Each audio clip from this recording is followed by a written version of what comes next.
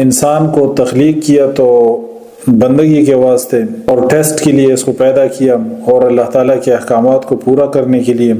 اس کو پیدا کیا، اور دوسری چیز اللہ تعالیٰ نے انسان کے لیے مسخر کی۔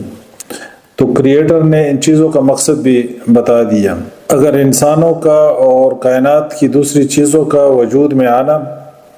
اور زندگی کا وجود میں آنا، اگر یہ صرف مادے کا اور ایولوشن کا ہیر پیر ہوتا تو پھر ہم یہ کویسچن اٹھاتے ہیں کہ ایولوشن نے کیوں صرف انسان کو ہائر کاگنیٹیو ایبیلٹیز دی جبکہ ہاتھیوں کو ہائر کاگنیٹیو ایبیلٹیز نہیں دی۔ انسان کو ہائر کاگنیٹیو ایبیلٹیز دی اور گھوڑے کو نہیں دی، اونٹ کو نہیں دی، دوسرے جانوروں کو نہیں دی، تو پھر ہم یہ کویسچن کرتے ہیں۔ خالق کائنات سے ہم کویسچن نہیں کر سکتے کیونکہ اس نے جو کچھ کیا تو